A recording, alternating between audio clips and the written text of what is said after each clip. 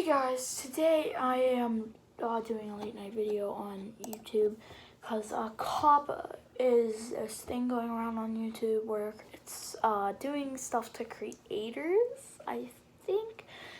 I'm not really on the COPPA thing, so I found this video by Dantdm. I love him.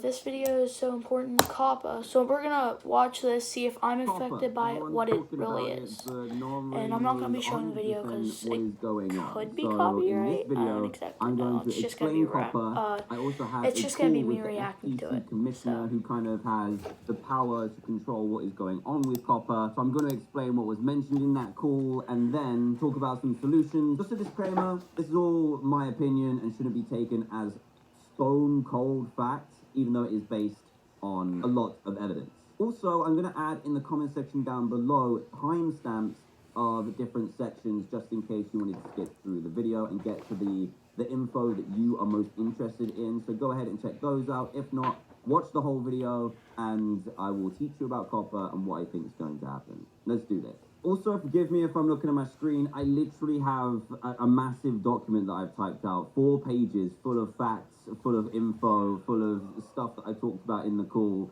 And yeah, I'm probably going to be reading a lot of it, but this is everything that I've typed up personally. So, on the 9th of December, I had a call with FTC Commissioner Christine and her team of lawyers and advisors. And for me, the goal of that call was to express my my opinions and my concerns about the new COPPA law, which is being placed on social media, which will affect YouTube and creators on this platform from the 1st of January. First of all, what is COPPA? A lot of you guys are still unfamiliar with it. So COPPA stands for the Children's Online Protection and Privacy Act. COPPA isn't actually a new law, it's just being Okay, so that makes sense. But I don't really get what's wrong. Because if it was about, like, kids, shouldn't they be on YouTube Kids? Like, unless you got permission from your parents to be on actual YouTube, then the parents should know stuff like Club Penguin, this is happening. Neopets, toy websites, game websites. I got permission. And now it's being applied to social media, including YouTube. So this year, YouTube or Google were fined $170 million for knowingly collecting the browsing data of children who were watching YouTube and serving them personalized ads. So, for example, what this means is if you're searching for cameras, for example, on Amazon, YouTube will know about that and then serve you ads for cameras, more likely, depending on your browsing history. Okay, now that is stuff I get that shouldn't be there. I get that. Like, YouTube should not have done that.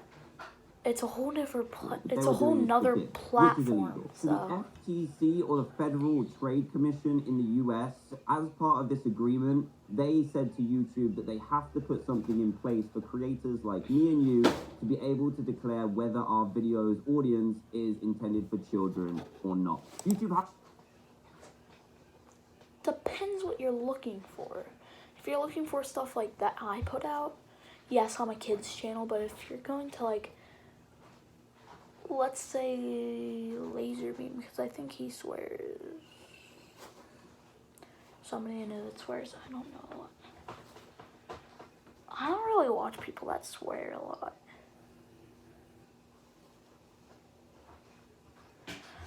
I don't, like, I search for those first kids channels that I know are kids channels, and I subscribe to them and watch them but instead. It isn't as good as it could be, and it's also incredibly unclear. Yes, all my videos are for kids. Set in for almost every creator on the platform. So why are creators panicking? Well, legal liability for this declaration now lies directly with creators rather than YouTube, and this can lead to fines for up to $42,000 per video. So for someone like...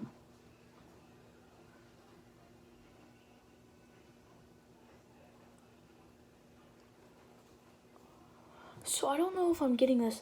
Would I be affected by that? Because I'm everything for kids channels.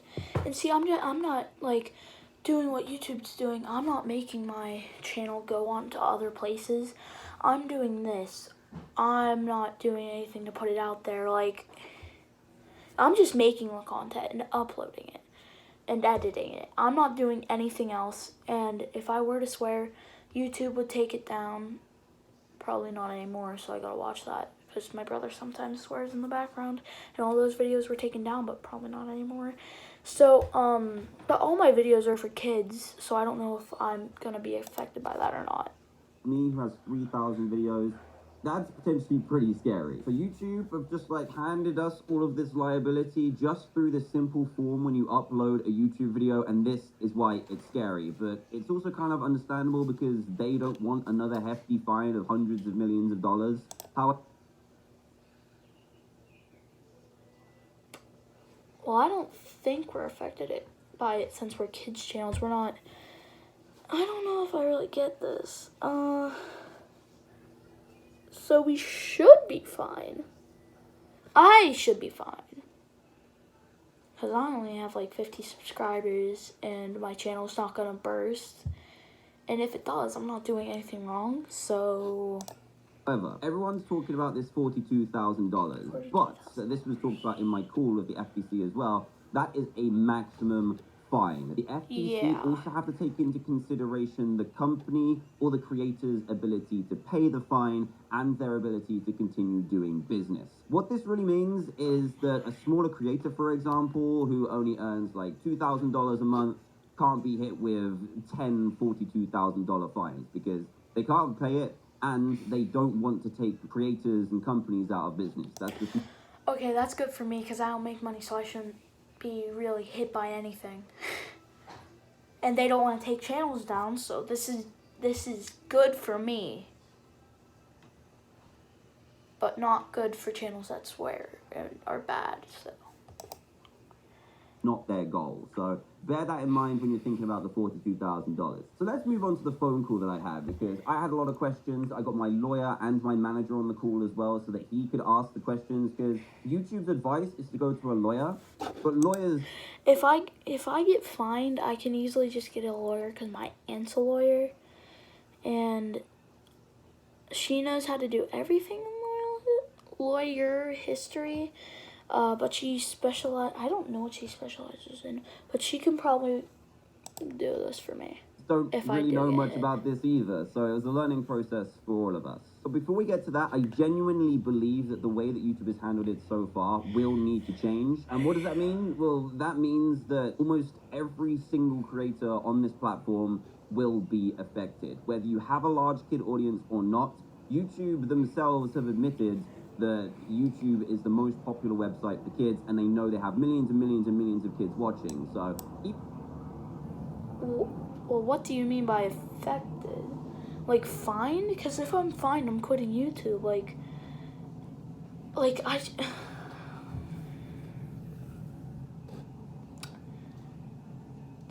Just how it works. Nobody wants to be fined for creating a channel and giving kids content. Like, nobody wants to be fined for that. That's so dumb.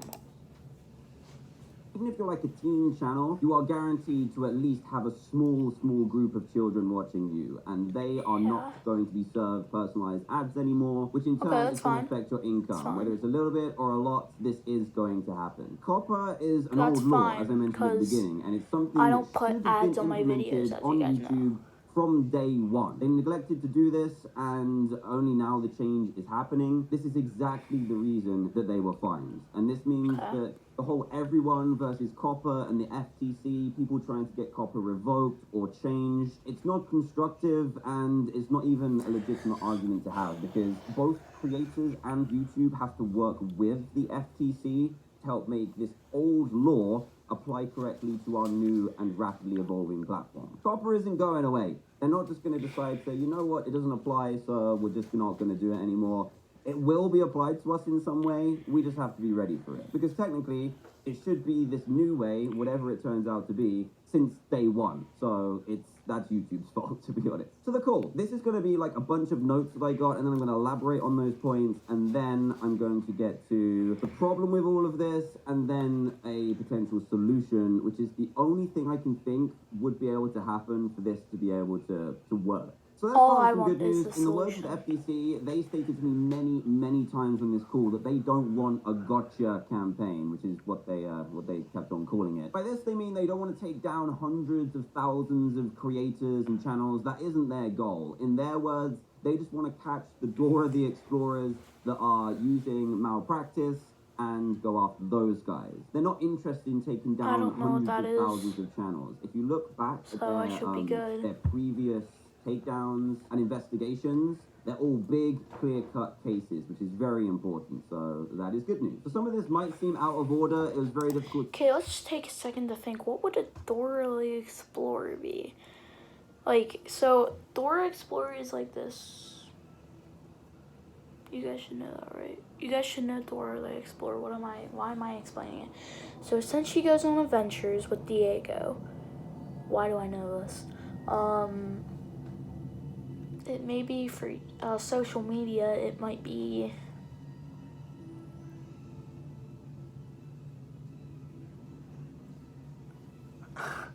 I don't know. Some like ad revenue. That's not even something somebody could do. Somebody who hacks to put like stuff. I don't know. To get it into like a coherent amount, because obviously I didn't record the phone call. I just had notes. This is just me elaborating on those notes. So the second thing I wanted to discuss was people saying that adding swearing into your videos and also disclaimers saying that this video is intended for ages 13 years or up in your description. This doesn't work. That is not true. And this is the same for the YouTube terms of service as well. So YouTube tried to say to the FTC that their disclaimer in their TOS says that YouTube accounts could only be accessed or created by people that are aged 13 years or older. However, they also had people and higher-ups of the company dishing out the facts at like trade fairs and marketing conventions that YouTube was the most popular website for kids under 10. This is why we're in this mess in the first place. So the FTC were obviously like, hold on, you know that there's a YouTube Kids. and millions of kids watching your website, but you're still collecting data on them. That's bad. So that's why they got fined in the first place. So if YouTube can't use that excuse, we cannot use that excuse either. So just putting that stuff in your description or adding a couple swear words here and there, that doesn't stop your video being aimed for kids. Mixed audience. This is extremely important because every time I see someone talking about COPPA, they're asking about mixed audience. So that's something that YouTube hasn't given us. So I asked the FTC commissioners about it. So I asked the FTC directly if YouTube should be giving us a mixed audience option. And they said that a mixed audience option is used to cover COPPA on websites and has been for ages. So mixed audience is definitely a thing that they already use and enforce. But YouTube themselves have decided not to implement that on their platform. Now, even though this doesn't look good for YouTube, this is actually extremely complicated, which is probably why they haven't implemented it in the first place. So having a mixed audience and declaring that means that you know that you still have a portion of kids watching your videos, and if you knowingly have some kids watching your videos, your content needs to be assumed as for kids, even if the majority are teens watching. However, in exactly the same phone call, probably about 20 minutes later, the FTC also said to me that if you are creating content that is directed to 13-year-olds, so teens and up, and have some kids watching, then that is not a COPPA violation. So obviously, that is a blatant contradiction. The problem I see here for YouTube is how would they serve ads if you declared for a mixed audience, because that's almost impossible to do, right? I know that some of the viewers are going to be kids. I can do that, but then still, we'll just put this 13 and up. Yeah. Yeah.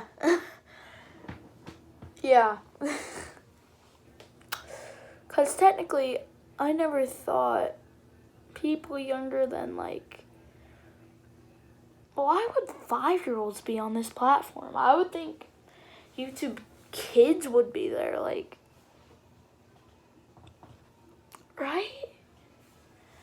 What I was thinking, like, maybe 8-year-olds, 8, 7 and up. And that's what my channel is more for. Like, let me just explain this. I would be like a 13 and up, low viewed COPPA channel, YouTube channel. So I should be fine, but you never know. I think I'm gonna be fine. Some of them are going to be teens, but they have no way of knowing which one is which, unless they implement something that I think is going to happen at the end of the video. So this is another point. Something myself and my lawyer in particular had an issue with is that the FTC treats YouTube as the ad data collector on our behalf. So YouTube are our third-party data collection provider. They should not be. I think the COPPA rule is saying that they're pretty much stalking kids. I do not agree with that. I say no to that. So this usually works on websites, because if you are the owner of the website and then you want ads on it to make money, you pay someone to do that, right? But then because you're paying them directly and you have a direct contact with them, you can tell them what to do. You know what they're up to. You know what they're collecting. So the FTC have applied this logic to YouTube, but I don't agree that that works because we don't have a direct relationship with YouTube. We can't control what they do. It's not our fault that YouTube decided to collect data from kids. So that's an interesting point, which shows why in some ways the COPPA law as it stands doesn't quite perfectly apply to YouTube. I just wanted to let you guys know that's how they think about all of this. So YouTube is collecting data on our behalf so we can then earn money from those ads.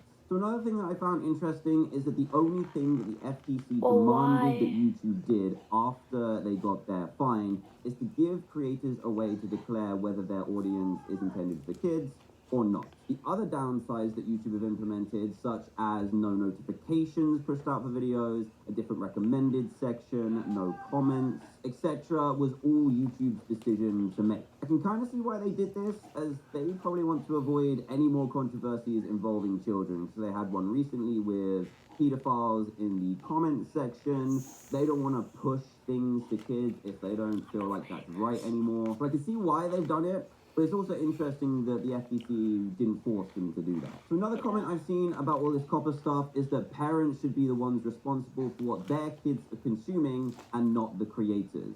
And while this is true, this is only accurate if the child is using a parent logged in Google account to view YouTube. The way this works is if a child is browsing YouTube on a parent's account and they are having their information collected and their browsing data and stuff and being served personalized ads, this is actually the parent's fault, or responsibility. I shouldn't say fault. It's the account user's responsibility to keep their password secure, which isn't happening if a child is using their parent's account. You haven't kept that account secure, you've left it logged in, or you've let them use your account. So that is the parent's responsibility. They're using your account. The same with any other website in the world, I'm pretty sure. So where this rule doesn't apply is where the child is using YouTube logged out, so not using an account at all. Your browsing history and your YouTube viewing history and stuff is still collected, and they still serve you videos and ads based on that, but no one can prove whether a kid is watching on a logged out account. So that's where it gets weird, and does move on to my next point, which is the main issue that I found with this whole FTC conversation. So the main issue I saw for the FTC, and kind of for us as well, is evidence. It's very clear that if the FTC were to present a case against a YouTuber that makes content similar to myself, which isn't aimed at kids, it's not aimed at adults, it's safe for everyone to watch, aka family friendly. So if they were to present a case, there's no empirical evidence such as analytics in our dashboard that can prove to anyone the age of our audiences. There's literally no proof that me and my lawyer can think of that they could take to court to be like, yeah, this is for kids. The reason that YouTube got fined is because they were openly stating this from their higher-ups in their company at trade conventions and stuff. So that was their evidence. So the FTC says exactly the same as YouTube in that we know our audience is best, so we should be the ones to flag our videos for kids or not for kids or mixed. But maybe we do know our audience is best, but honestly, maybe we don't. Not everyone gets to meet their fans out and about, and even then, That is a minuscule sample size from a channel's entire demographic. The good news from this is that because of this, the FTC aren't going to go after anyone unless it's a clear-cut case. I mentioned this earlier, but most YouTubers fall outside of the clear-cut case, so I think the majority of us are going to be okay. I do genuinely believe that, but that still leaves a problem. And what is this problem? The problem is that in the current state of YouTube's 4Kids declaration system, most of us aren't able to label our videos correctly or accurately due to the lack of a mixed audience option and clear guidelines. But the FTC also don't have enough actual evidence about our audiences to be able to bring a case against a mixed audience YouTuber, if that makes sense. This leaves us in a super weird limbo I think where a lot of us are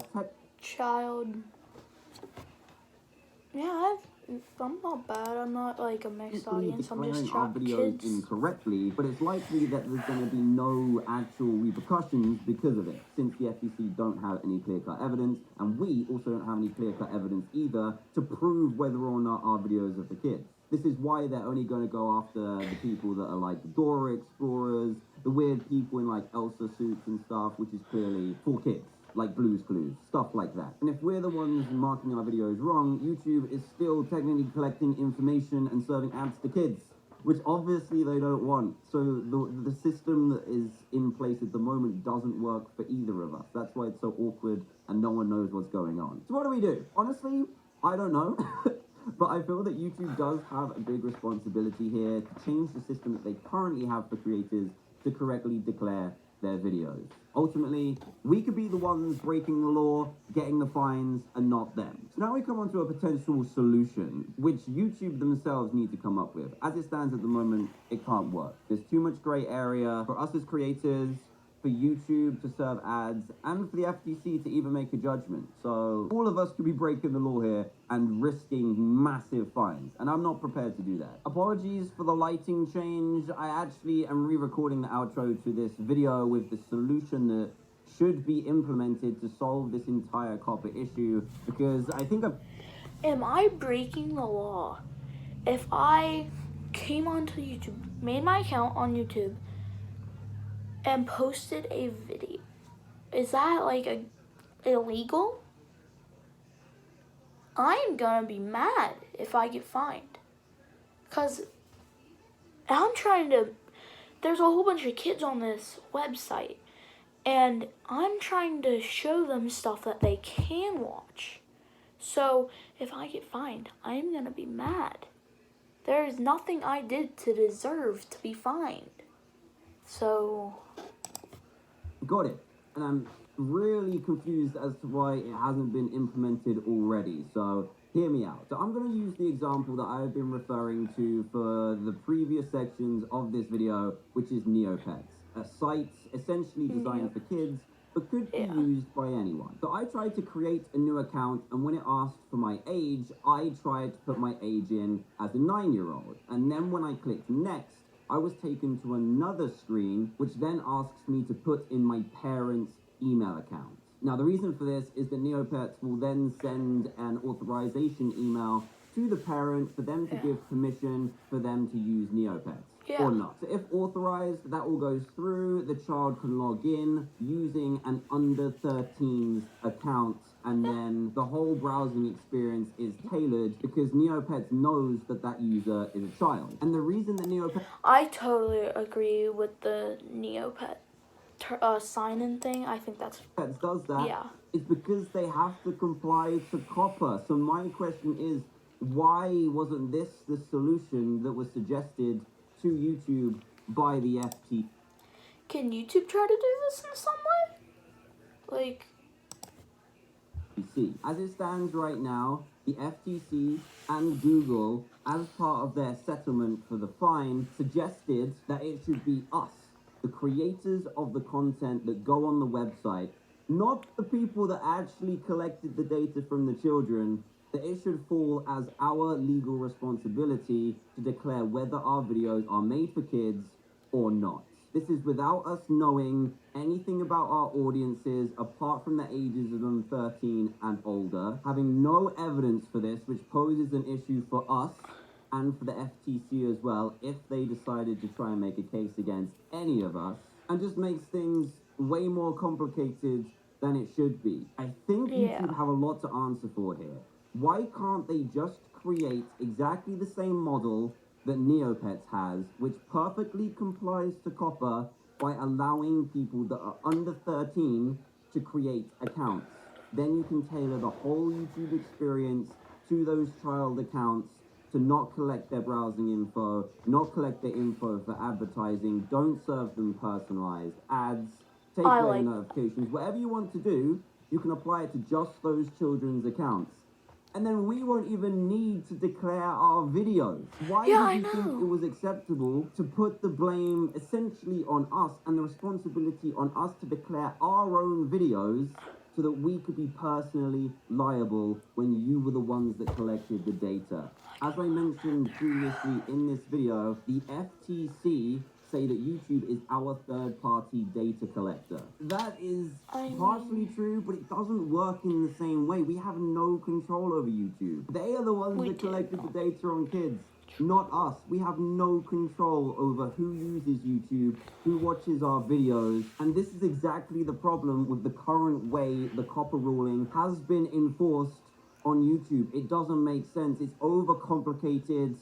The only way it does make sense is because YouTube do not want to accept any more liability for this, which I personally think is wrong. I think you have thrown your creators under the bus with this one. You need to very quickly think about solutions for this. And that main solution being that I can think of, the only one, is by creating these under 13 accounts. All other kid websites do it. So why can't you? Now, I will make it clear that I do have a phone call with YouTube next week, and I'll be posing this exact question to them and seeing what their answer is, because I logically cannot think of a reason. So I am going to have a call with them next week. Unfortunately, I couldn't fit it in before this video, and then I will report back with a follow-up video as to what they said. And also, feel free to post your comments in the comment section below with questions regarding COPPA. Only regarding COPPA, nothing else, just this COPPA issue. I honestly feel that the FTC is partly in the wrong because they're the ones that told YouTube to enforce a system where we can declare our videos, but YouTube is also in the wrong for not standing up for us and taking responsibility for this. You are the ones that collected the data, not your creators. If you had complied with COPPA from the beginning of your website, none of this would have happened. We wouldn't be earning money when we shouldn't have been, when kids were watching our videos. We've done nothing wrong here. Your website broke the law, not us. So to conclude, every piece of information and my opinions in this video still stands. YouTube could ignore this solution and then everything is still in limbo. It's weird. YouTube take no responsibility and they decide to put every creator under legal responsibility for their videos because of something that they did that was illegal. That doesn't seem fair to me, but we'll see if YouTube wants to take responsibility for that. I'm going to continue to talk to the FTC to try and move forward and get this COPPA ruling applied properly to this website, and I'll also pose this solution to them, as this solution was something I came up with after my phone call to the FTC. So I will also pose that to them if I can. I will pose that to YouTube next week as well. If YouTube did take this solution, which I believe is the best and fairest way to deal with COPPA, our monetization will dip slightly because it's without a doubt that these new accounts will be created. They don't currently exist.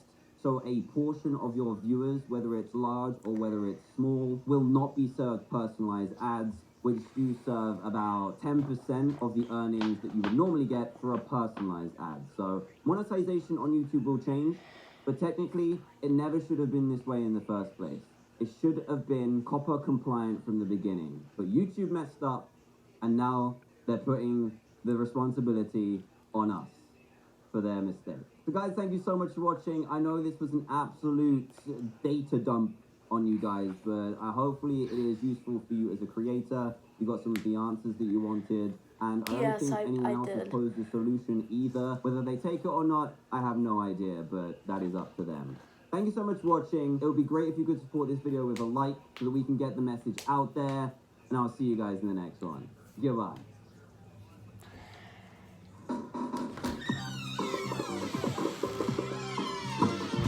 So, to know you might be breaking the law is kind of scary. Just like your face. So as of right now, I think I'm in the clear right now because I'm not any of the things that Dan said that they're targeting to like try to take down their like channels and stuff. I'm not part of that, so I should be good.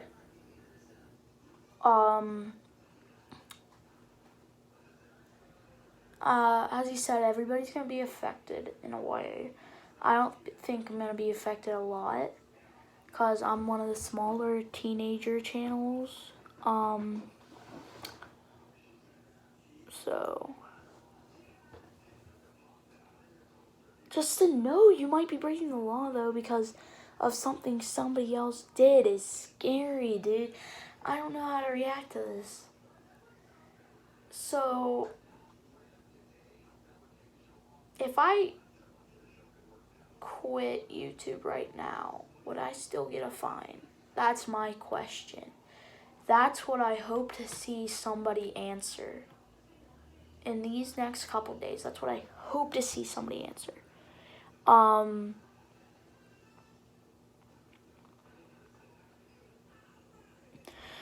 As of right now, I'm gonna say I am quitting YouTube in a way that is weird. So until COPPA and like we know how to take some information, I'm still gonna be uploading. I don't know. I just kind of want to upload but not upload at the same time. Like have fun like I used to do making YouTube videos. I'm just not having fun knowing that I could be breaking the law. That's scary. So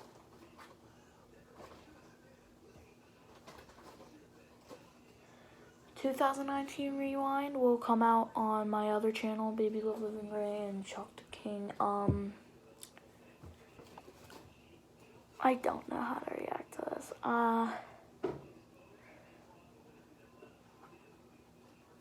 As of right now, I think my YouTube channel might be ended for the time being. Probably not for a long time, just until like this COPPA stuff is kind of over. I just know that I'm in the clear. So that might take a month, a year, couple weeks. Who knows how long it's gonna take. But until I know I'm in the clear, my channel is dead. So, like, subscribe, leave a comment, the bell. Have a nice day. Bye.